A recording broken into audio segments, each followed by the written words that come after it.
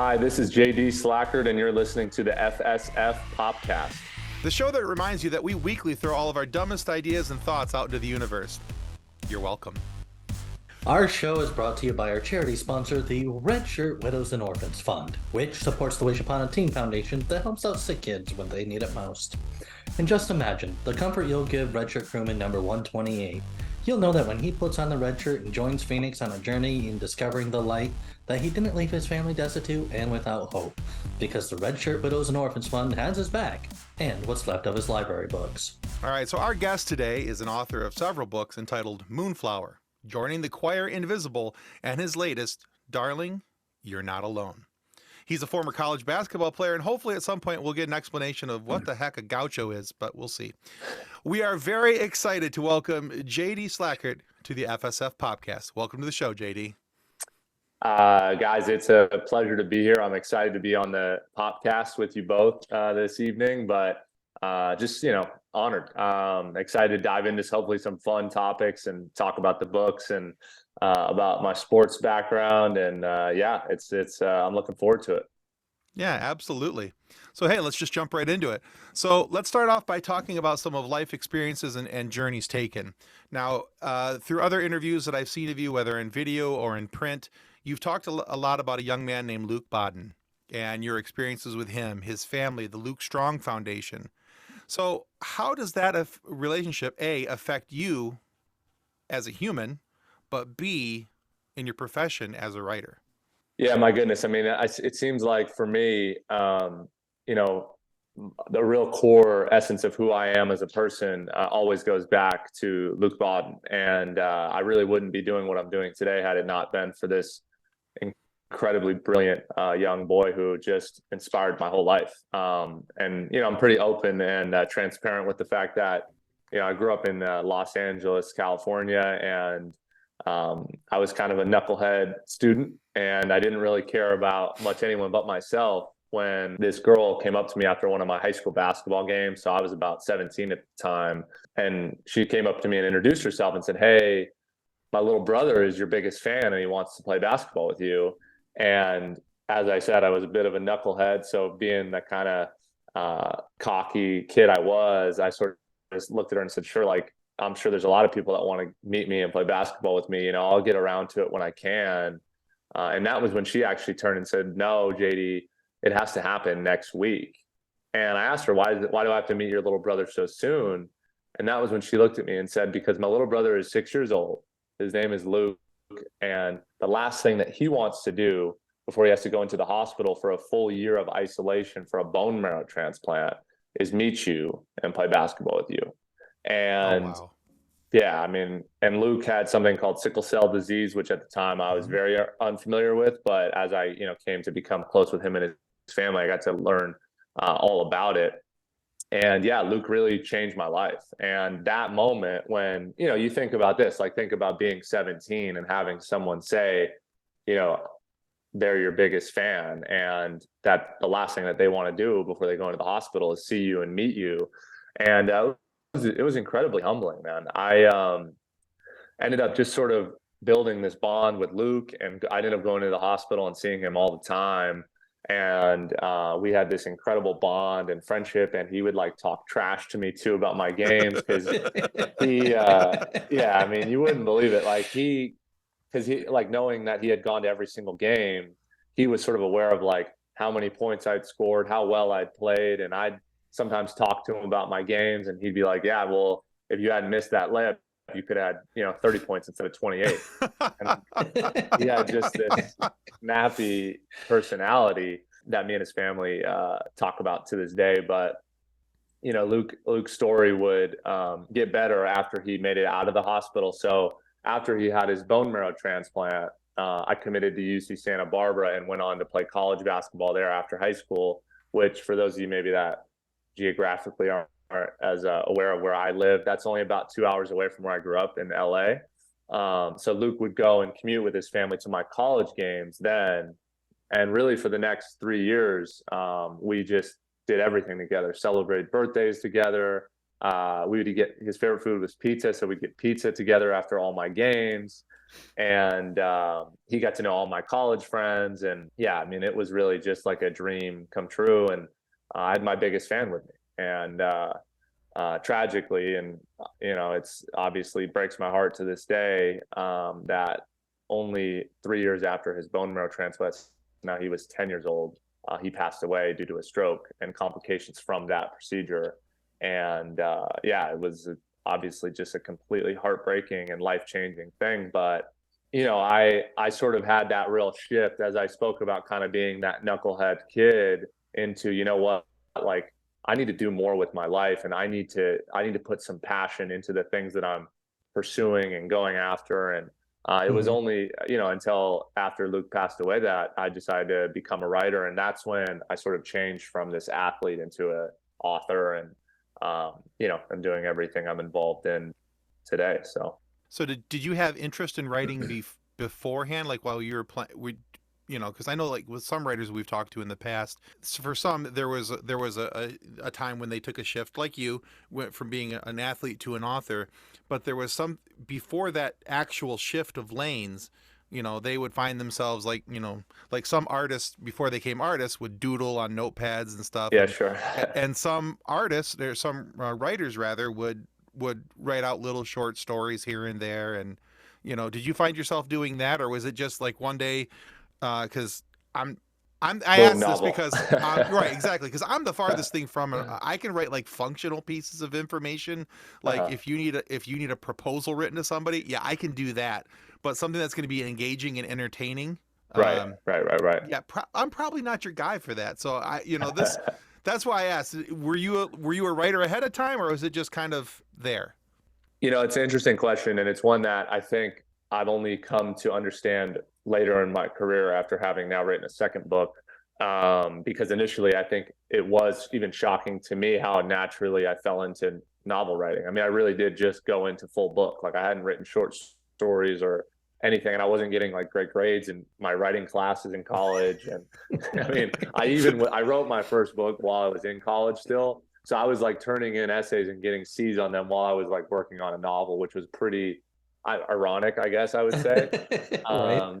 But to really answer the question more directly, though, is what happened was I was always writing letters to friends, and I had this real kind of interest in taking the time to write handwritten notes to friends of mine pretty consistently, like for birthdays or when they were, just holidays. I would spend time and write like a 3-page letter to every good friend in my orbit for Christmas, and I would deliver them. And I never really thought that was interesting or odd or different until I had a really great friend who was studying abroad, and she actually was very close with Luc as well. And I used to write her letters all the time to update her on how he was doing. And it was strange, man. Like, I almost found myself, and I can as I like sit here and speak with you guys now, this is 8 years ago, and I can imagine exactly where I would go to write these letters.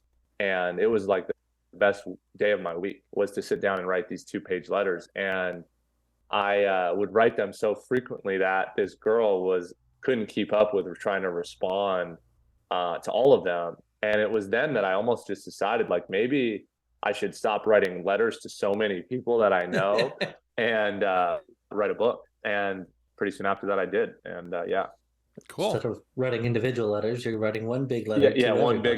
big letter. Exactly. Well, and I handwrite all my books, and that's a big part of my process. And that's sort of what that was born out of, right? So I started handwriting letters to all these friends, and my one long big letter was a handwritten copy of a first draft of a novel.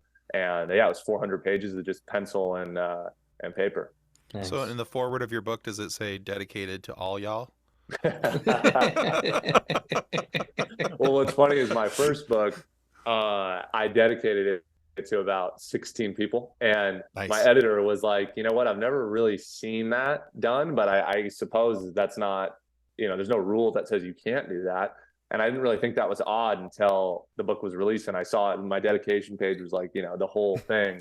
But that's, I was 22 years old. So I think at that age, you got a pretty big friend group. You got to try to, make sure Try to everyone's appease them happy. all. But Yeah. I almost think it would be funny if an author literally like made this person, but like had like a whole bunch of people to where like the entire book was just like his thanks Yeah. each So it's like person. a 5-page book, but there's a 75-page thank you. I mean, Yeah. I spent some time, I think, I want to say when I was looking for the dedication for my short story, Joining the Choir Invisible, I actually did a little research on like the coolest ways to do acknowledgments of books. And I read some really fascinating ones. Like I think it was James Joyce did one of his books. He had the acknowledgments was dialogue between him and a good friend. And he just stuck it right there as like the conversation that led to this idea for a book. And I've always actually, a bit of an aside, taken a fascination in that. Like I kind of love to think outside the box with the projects I create. And I try to take advantage of the space of writing in a way that's different than maybe other authors think about how to, like, I like to break the rules, I guess, is what I'm trying to say. And I think the acknowledgments page is a really free-flowing blank canvas as the author is allowed to put whatever they want. And in Moonflower, my first book, one of the last things that Luc ever said to me was to smile more. He used to always tell me, JD, if I had all the problems that you had and I got to live your life, I would smile all the time. Like I would never complain. And so in the first page of Moonflower, it's entirely blank. But in the corner right, it just says smile more.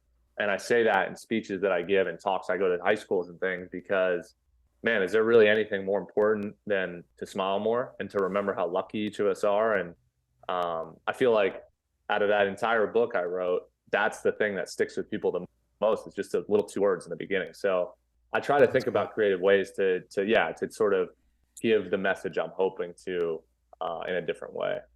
Very cool.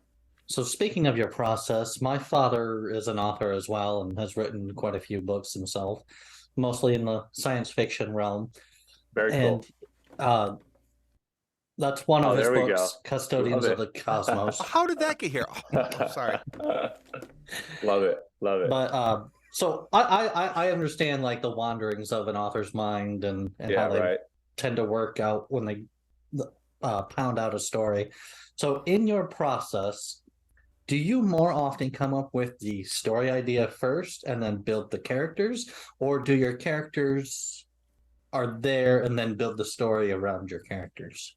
It's a good question. I've actually never thought of it like that. I think more often than not, I do think it's both, to answer your question. I think more often than not, though, the story idea comes first, and then it's putting the characters into the world of which I'm creating. Like I know for Darling, You're Not Alone, which is a magical realism novel that I've just came out a few weeks ago. I definitely had the idea for the story before I planted the characters into this world that I'd created. And that sort of was built on like one of the main points of the book was, the main character Phoenix is 15 years old. And that was a very deliberate decision because I needed him to be able to be mobile throughout his city as a part of the plot. And that was something that I thought about a lot, because initially when I had the idea for Darling, You're Not Alone, I wanted him to be about 10 years old or 9 years old, because I loved that age. And I thought that was a really interesting kind of free, like a sort of, there's a purity in that age where you don't really know the darkness of the world yet that I was hoping to create. But then as I thought about how I wanted to appease and attack the story of Darling, You're Not Alone, I realized I needed him to be older. So it's like, I think your characters shift depending on the limits with which you're building your story. So if that kind of answers your question, I think that's something I consider when, coming up with a book or anything like that. Yeah. I was listening to another podcast that you're on, and you talked about your process a little bit more, how you literally like handwrite your entire books. And I got to thinking, have you ever thought of using a digital pen? I mean, look, it's always a sticking point with people when I talk to them about how I handwrite. And believe me, like my team on my end, like my editors and managers and publishers and, that whole kind of back end side of the books, really hate that I handwrite. Like they are on me nonstop about, they're like, man, you need to just do without that. Like we're in the year 2022 and like there are a lot of different ways you can do this. But to be completely honest with you, that's my favorite part of this whole thing. I mean, I love that moment of, I was actually just with a great friend last night, Nietzsche Federico. He's a up and coming author. He's releasing his new book in a few weeks. It's his debut, and I've been sort of mentoring him. And I was joking with him about how really like my ideal scenario is being at a coffee shop, having that second or third espresso, no phone, no computer, blank page, pencil, and just almost taking in the sounds around me without any way of interrupting my train of thought and letting that just creativity kind of, I don't know, blossom and be unencumbered in terms of anywhere I can go.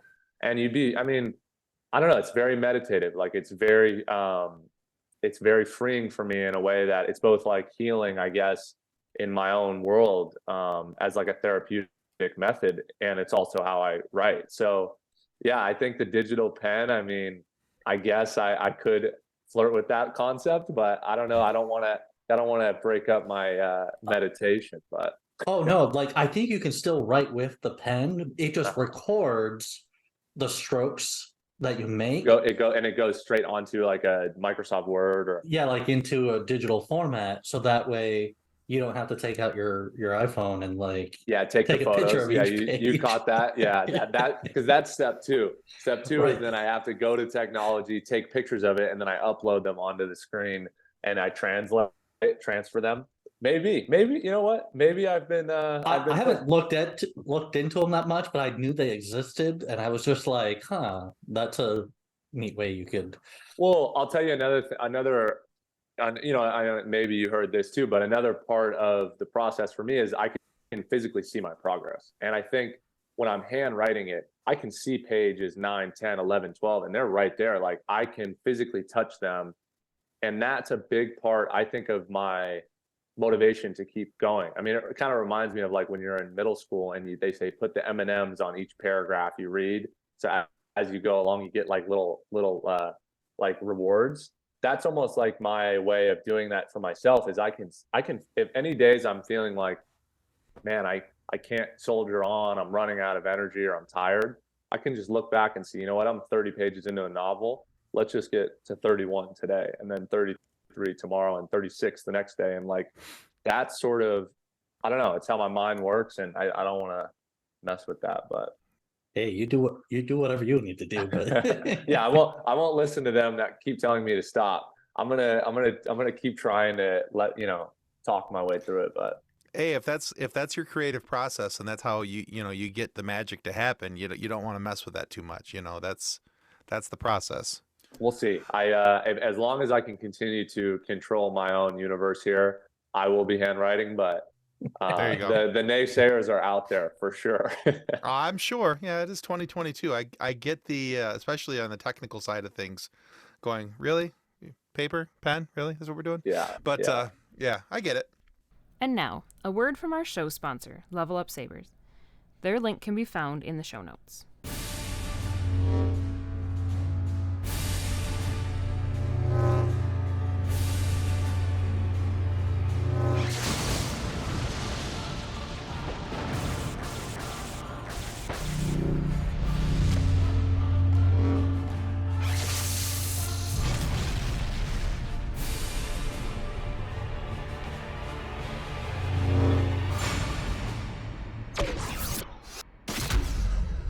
All right, so hey JD, let's talk about the book that you have the picture up behind you, Darling, You're Not Alone. That's the newest, the latest and greatest. So tell us about for our audience, tell us about the book.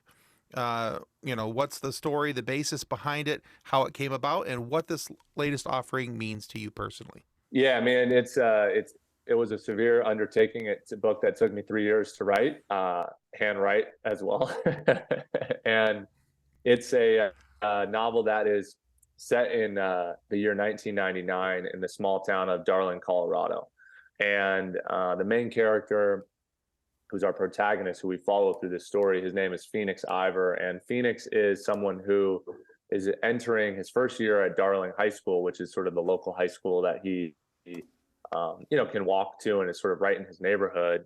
And he's sort of going through like these very ritualistic happenings that we all can kind of relate to, of being a high school freshman and meeting new people and dealing with, like the town bully and sort of the math class that maybe you should have signed up for the algebra 1 instead of algebra 2. And it's just sort of setting the stage of this landscape. But Phoenix is sort of someone that deals with a bit of darkness in his own life in a very personal way, being that he suffers from social anxiety and sort of like this depression. Because of this, he struggles to make friends and have sort of the proper outlets in order to help him acclimate to Darling. But he has this incredible bond with his father named Herman. And the thing about Herman that's very important is, in the beginning of the story, we learn that he used to be a police officer, but for some reason he's no longer that. And he's actually the security guard at Darling High School. So he and Phoenix spend all this time together and walk to school together. And Herman's sort of Phoenix's best friend. But Phoenix is trying to follow sort of the mystery of what happened to his father and how he lost his job, and why now this person who he sort of like revels in and looks up to and relies on is just a security guard at a high school. And that's a really tough thing for Phoenix to grapple with, as like he kind of gives up on this world being like a magical place, when just on the brink of discovering what actually happened to his father, he walks into the library at Darling High School, and instead of 2 students holding books that walk in behind him, they're holding handguns. And Phoenix endures and has to survive what at the time of the book is the worst school shooting in US history. And Herman is very involved in the saving of the kids. And it's a very kind of obviously incredibly traumatic, yet oddly timely with the world we're in now, landscape. And then the remainder of the novel from that point, and I won't say too much about what happens next, is how Phoenix has to sort of not only deal with the sort of trauma he inherits in the beginning of the story, but he also has to then move forward beyond, suffering this catastrophic event. So Darling, You're Not Alone really is this examination of how do you live on and believe in the light in the world when all you've seen, known, and felt is the dark. And Phoenix is the character that has to answer that very question. Cool. All right. Yeah, and it's a look. I mean, it's a book that took a lot out of me to write. It's one that is a very intense read, and one that I think is a powerful book, being that it does approach like a very real topic. But I think it's one that's also very hopeful, and one that I think anybody out there is dealing with maybe a tough time or is going through some sort of transition. Because when I was sort of building the story in my head, it sort of was like I sort of had the back end of the book already figured out, and you could almost sort of remove the tragedy of the first half, which is the school shooting, and then substitute it with your own. Like, I lost my home in a fire in 2019, and obviously as we spoke about, I lost my friend to sickle cell disease, and it's like I think a lot of people. The book is sort of about this idea that like that's sort of actually what connects all of us, is we've all sort of dealt with something that seems completely just out of this world, absurd and terrible. Yet here we are trying to put a smile on our faces every day and try to believe the world is a good place. And I really do think it is a good place. And this book is about that concept. And that's sort of where the title, Darling, You're Not Alone, comes from, is like, look, as terrible and as isolated as we feel in dealing with these things, that is actually when we're most connected, is trying to come together and heal each other and love each other despite maybe something that we've all gone through. Yeah. Well, that's cool. I think it's nice when books are able to help us deal with the actual realities of life around us, because this is a topic that we have to talk about from time to time, unfortunately. Just last night in the United States, there was the shooting in Virginia. Yep. And so having the opportunity to have, and fortunately for young adults to be able to have it being written in a frame and a mindset that maybe that they're familiar with, might be able to help them be able to navigate some of these discussions in their head. So I'm hoping that that book has that ability to have that outcome where it's, able to help maybe shape, mold some ideas. Yeah, absolutely. I mean, I couldn't have said it better myself. I just think I think the best way to handle heavy topics sometimes is through this fictional element of where, you know, this event in this book actually never did happen, but it is a way for me to come on to your guys' broadcast and talk to your listeners about something that is actually happening often, unfortunately. And Yeah, that is one of the reasons why I wrote this book, was to give me the platform to hopefully try to help heal and, bring a discussion to the table that is one I think is very important, because it's a really sad reality. And I think that one of the things I attempted to do with this book and this project is, and not to take away from anyone who was directly impacted by a school shooting, but I think one of the things I wrote about in this project is, like, what about all of the people that are living in the town nearby, or have a kid that had to come home that night that was maybe wasn't directly involved, but suffers from some sort of trauma later on, or the Sure. teachers and just the community as a whole that have to suffer these things. And I do think, like, books are such a long and arduous, and they take so much time to create, that I don't really feel like I'll ever be involved in a project unless it does have that real world impact and ability to hopefully make some good beyond the story. And that's something I'm very passionate about. The other authors that I love, like John Green, I feel like they do in their work. Mitch Albom is another writer that I try to model a lot of my style off of. And these are guys who, approach heavy topics and do it in a way that hopefully leaves you with a little more inspiration. And I think it was a severe undertaking, of course, but it's one I took very seriously. And, like, I actually went and visited Columbine High School and got to visit the Columbine Memorial. And man, I tell you, the strength in that town and the people that I met in my travels there while I was writing this book, it's amazing to see how much people can deal with and still remain positive and talk about and learn from. And I don't know, it's really inspiring in a way too, as terribly sad as it is as well. But Yeah, understood. So speaking of entertainment and how everybody on the earth uses some form of entertainment to escape the reality of life.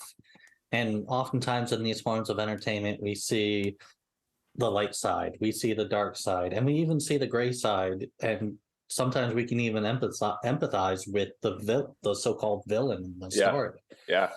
So how do you, or have you in the past, used like storytelling or within your speech to entertain people and help them to see the light, the dark, and even the gray? Yeah, I think I attempt to do that in a way where I give a real longitudinal look at this space. Like, I think it's like I think about with Luc, right? Like, in the moment when I lost him and his family lost him, we were devastated, obviously, and it was, I mean, have to bury someone that young is so heavy and so difficult. But Luc is the gift that continues to give now, 6 years later, and I can now travel all over my hometown to what was his elementary school, what would have been his middle school, and what would have been his high school. And I give talks every year about the lessons he taught me, how he used to jab at me about my jump shot being, not as good as my teammates, and how much he loved pepperoni pizza. And it's like, in some ways, Luc has never been more alive now in 2022 than he's ever been. And he is so well known and has created such a movement of good that it's empowering. And that's something I speak with his mom about, who I talk to almost every day. And she's sending me texts like, "Hey, good luck in your interview tonight, with FSF Popcast." And I'm like, thank you, and it's, I think when you, to answer your question, like, I think when you look at it in such a long-term way, it is beautiful sometimes what can come out of tragedy. And, Luc's family went on to found the Luc Strong Foundation, which is a registered 501c3 nonprofit that supports children diagnosed with sickle cell disease. So we're actually out there meeting other, what we call other Lucs, and giving back and trying to make a difference in this illness that is severely underfunded. And, wow, how many beautiful things could have bloomed out of this tragedy. And I think I try to share that with people is like, look, it may not feel like it now, but someday maybe there's something good can come from this. And I forget where I heard this quote, but the quote it sort of encapsulates this idea I'm trying to create is when something bad happens to you, instead of saying, why did this happen to me? Instead, ask yourself, why did this happen for me? And it's just changing your perspective and thinking about how you can take maybe what seems like a terrible thing and turn it into a good one. Absolutely. And I think that's awesome that you see that and you look at ways that you can flip that perspective. Right. That's always good. We call it in my family, looking for the silver lining. I have a chronically ill daughter. So we're always looking for ways to, find the silver lining in whatever it is that's going on, because, if you don't find that, it's going to be, life's already difficult. Whether you're pristinely healthy or not. So yeah. If you can find the silver lining in things, it's going to make life a little bit easier. And we all can do a better job of that. And we all fall out of that too. Like, I think sometimes we can forget how great we really have it or how lucky we are. But it's these reminders. And I think, to tie it all in, that's what I'm trying to do with the books I write, is like almost give this sort of little nudge, like, hey, smile more, don't think about, how bad you have it when you really are lucky. And I think that's sort of Phoenix's journey through Darling, You're Not Alone, is like his idea of trying to search for that in a very honest way, where in the beginning of the book, he feels like the world is just coming down on him. And by the end of it, I like to think that he sees exactly what we're talking about. So fair enough. Okay. And now a word from our sponsor.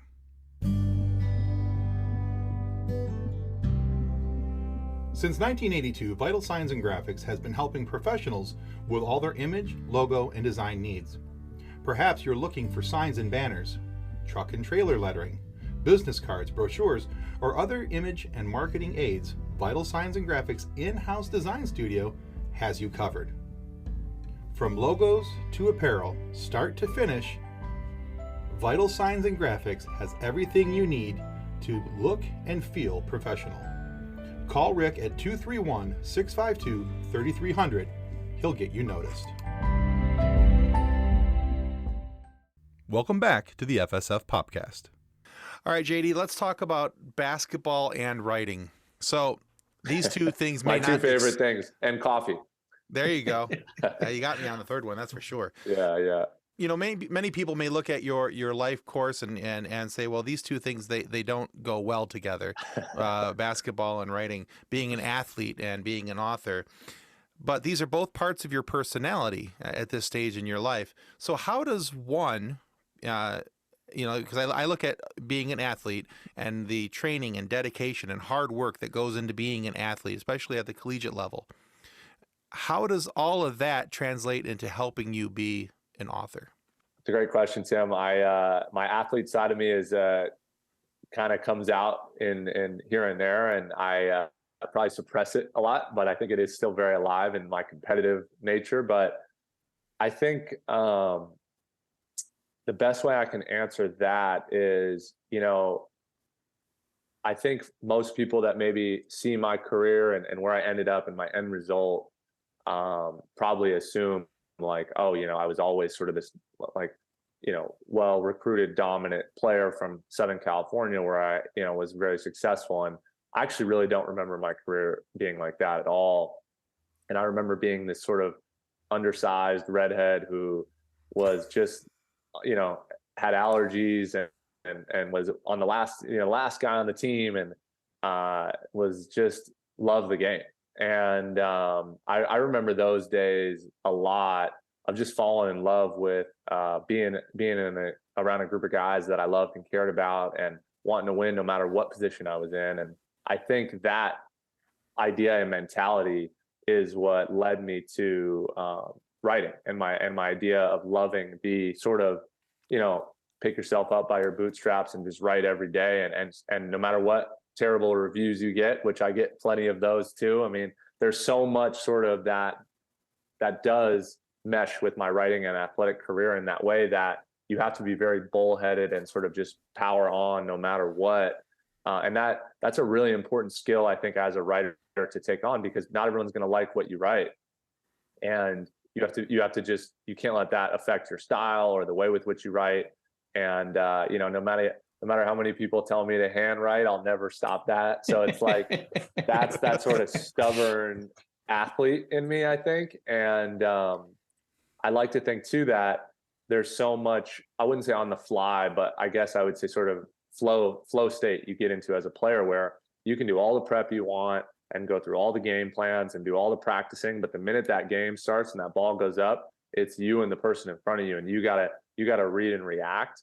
And writing is very similar too. Like, you could have the best outline and the best idea, but the second you get onto that page, you got to fill it in from 1 to 365. And that flow state, I actually feel very similar to as when I'm playing in a game versus when I'm writing a book. I feel like they're the same type of thought. Like, you almost just sort of go to another place. And I think that's how I sort of feel like they bridge in my two past lives into one.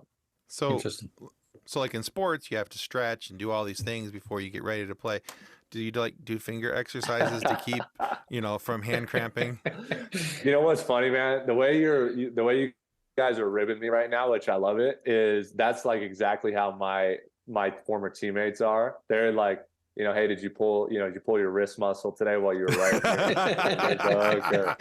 And they like love to just throw. Like, I was with a former teammate of mine last night, and he was laughing about it. He's like, man, I would have never put you as the guy to write books from our basketball team. And no, it's funny, man. I love it. Because what's cool too about that, Tim, is like, I'm very open about the fact that had I not had a really loud 100 people in my early part of my career, I would not be where I'm at now. And a lot of those people were my basketball sort of family, I would say. Mm-hmm. So all those guys are like, they were the ones going out, handing out copies of my first book, saying, hey, like, go buy this, go follow them, go, write a review. And man, I owe everything to my teammates and my basketball family. But I mean, to get ready to write every day, I actually have a record player that I listen to every morning. Nice. And it's Bon Iver, For Emma Forever Ago. I listen to that album every day. Nice. And that's sort of like my meditative, get into my flow state.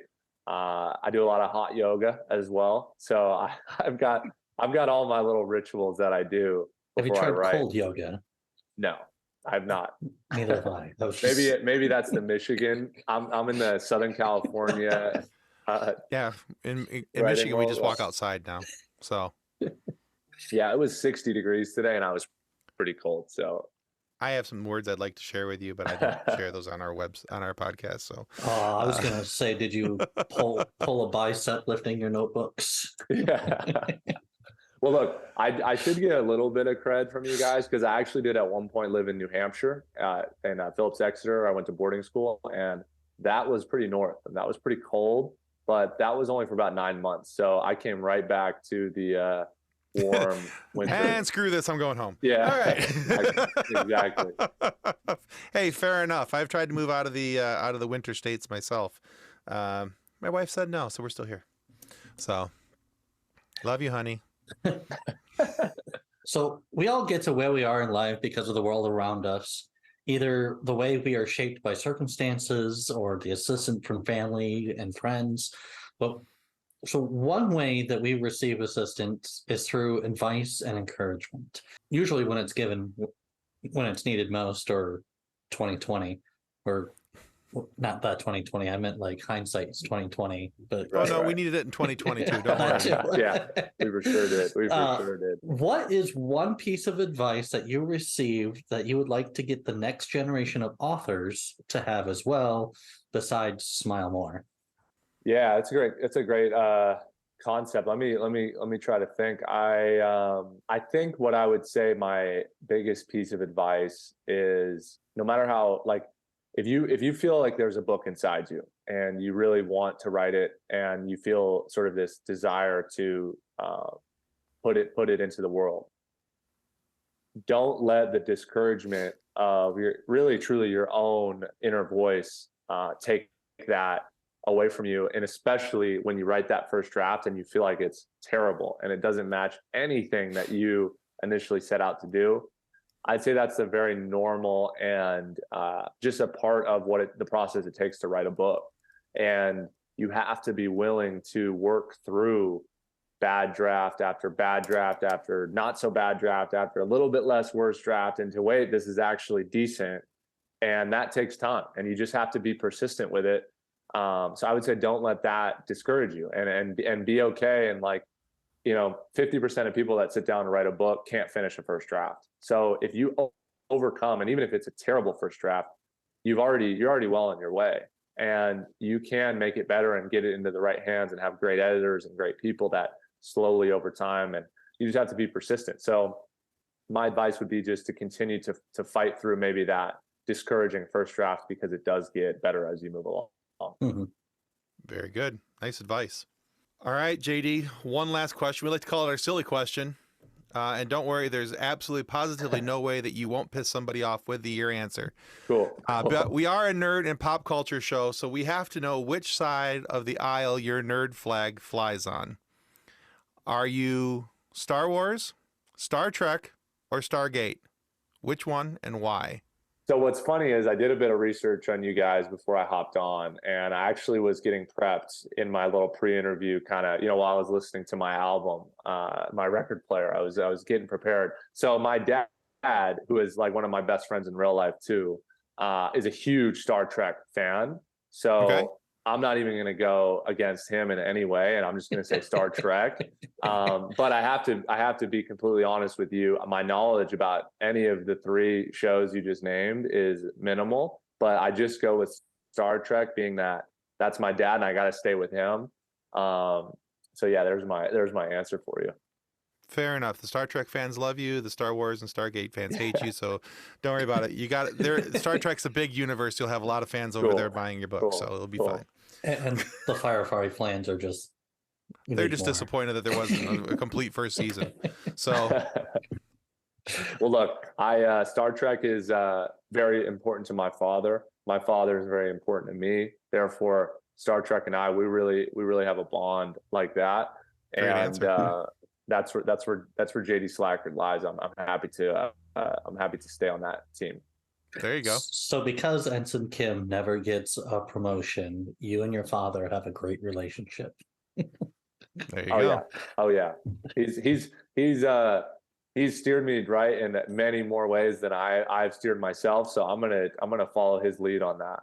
I feel like that was a whole lot funnier to people who enjoy Star Trek, but maybe look, we got to get my dad on the show. He would have a great time talking about Star Trek with you guys. Trust me, I might even just try to find him, soon and invite him in here. But well, JD, thank you so much for being on our show today. Where can our listeners go to find out more about you and your upcoming works, and where can they go to help support the Luc Strong Foundation?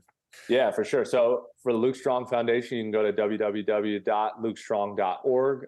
There's tons of information on how to donate, be involved, and help out. And it's incredibly giving and amazing charity. And I'm the director of relationship development for the Luc Strong Foundation. So you can read more about that there. For more information on me and my books, please visit jdwritesbooks.com, where you can purchase any of my books, Moonflower, Joining the Choir Invisible, or Darling, You're Not Alone. All of those books are also available on Amazon and Barnes & Noble and wherever you can find books at. And for more information specifically on Darling, You're Not Alone, please visit darlingyou'renotalone.com, where there's more information about this letter writing campaign that also accompanies the book. And there's a way for us to sort of interact, and I can sort of, you can upload your own letter that you write. And there's a whole letter writing kind of concept and movement. We're starting with that. And then for my publisher's website, www.summerhousepublishing.co for more information there. And then on Twitter and Instagram, you can find me at JD_Slajchert. throw me a follow, interact with me, tell me what you like about the book, talk to me about Star Trek, and maybe educate me on that. Whatever you guys are into, find me there, man. But honored to be on the show, guys. You guys are amazing, and the FSF Popcast is where it's at. So, thanks, man. Excellent. And that is Luc, L-U-C, not L-U. Yeah, L-U-C strong. Yeah, Luc. Yep.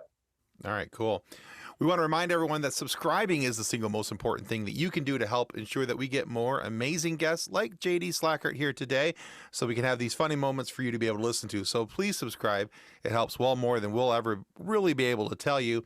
And be sure to go check out JD's work as well. And please go check out the Luke Strong Foundation. That they're doing some amazing work over there for a disease that still needs a lot of help for people to be able to have a healthy and happy life.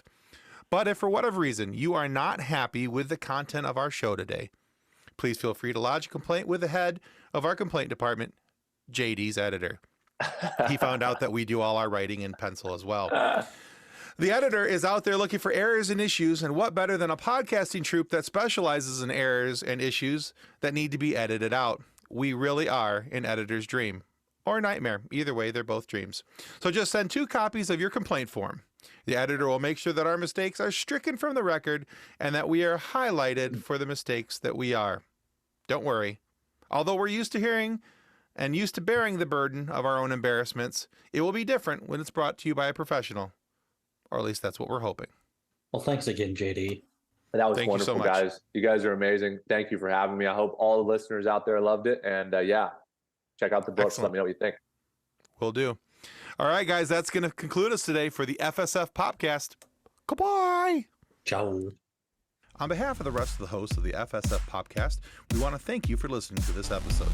If you'd like to be a guest on a future episode, please contact us by means of Twitter or Instagram using the handle @FSFPopcast, or go to www.fsfpopcast.com and click on the Contact Me link. Thanks again, and hope you enjoyed the episode.